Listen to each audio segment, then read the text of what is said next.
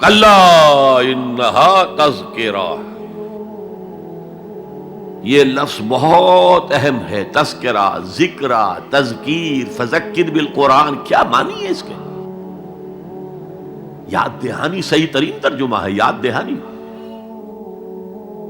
ایک ہے کسی کو کچھ سکھانا، نئی بات سکھانا، ایک ہے یاد دہانی. اسے ایک چیز معلوم تھی، کوئی بھول گیا، یاد کرانا. جیسے آپ کے کسی دوست نے آپ کو بہت قیمتی قلم دیا تھا، آپ نے اسے بہت سنبھال کر اپنے ٹرنک میں رکھ دیا. اب سال ہا سال ہو گئے، نہ دوست سے ملاقات، نہ وہ یاد. اچانک آپ نے کسی روز ٹرنک کھولا اور وہ قلم آ گیا، تو آپ کو دوست یاد آ جائے گا کہ نہیں؟ اسی لیے قرآن آفاق و انفس کے لیے آیات کہتا ہے. ہم اپنی آیات دکھائیں گے تمہیں، نشانی جس کو دیکھ کر تم ہمیں پہچانو گے. اور تذکرہ کا مطلب کیا ہے؟ پوٹینشلی ایمان ہر انسان کے دل میں موجود ہے. یہ جو روح جو ہمارے قلب کی مسکن نکین ہے، اس میں اللہ کی معرفت بھی ہے، اللہ کی محبت بھی ہے. البتہ ذہول کے پردے پڑ گئے ہیں، بھول اور نسیان طاری ہو گیا ہے. ہم دنیا ہی کے اندر گم ہو کر رہ گئے ہیں. ہماری ساری دلچسپیاں دنیا سے ہیں، لہذا ہماری توجہ ہی نہیں ہے. ورنہ ہر انسان کے دل میں یہ جو یہاں ہندوستان میں کہتے ہیں آتما اور پرماتما، آتما اور پرماتما کا تو تعلق بہت گہرا ہے.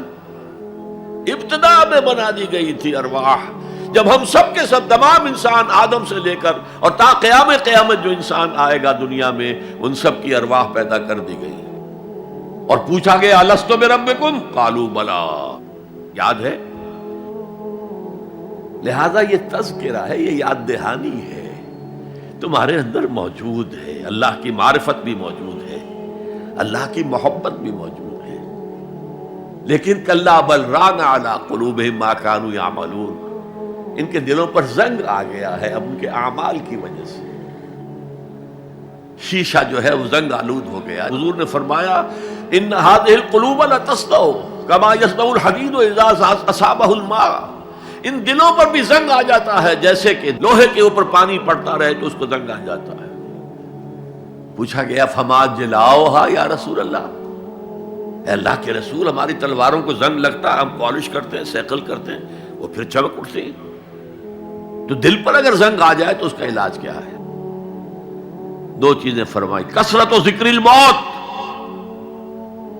و تلاوت القرآن. دو کام کرو کثرت سے، موت کو یاد رکھو، یہاں رہنا نہیں ہے، جانا ہے. یہ ہمارا گھر نہیں ہے، یہ ہماری منزل نہیں ہے.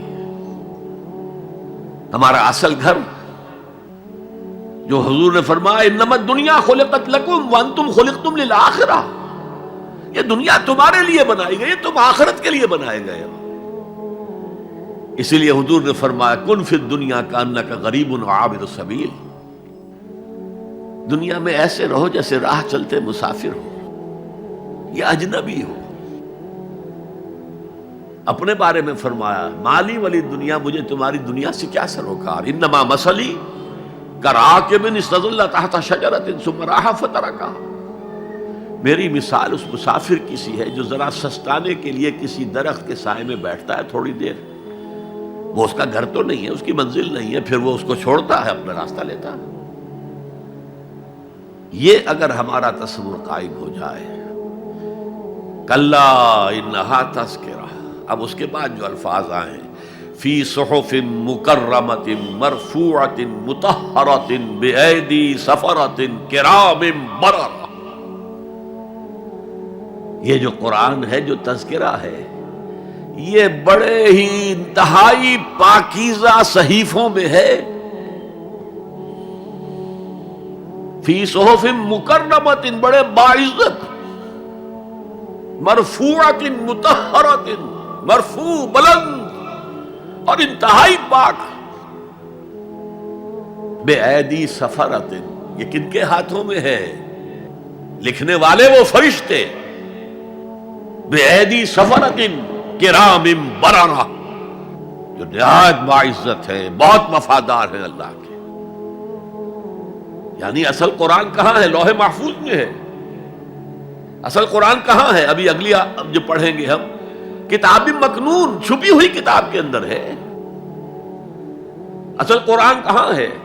وَإِنَّهَا لَفِي أُمِّ الْكِتَابِ لَدَيْنَا لَعَلِيٌّ عَظِيمٌ، یہ تو اس ام الکتاب میں جو ہمارے پاس ہے، بہت بلند ہے اور بہت عظمت والا ہے۔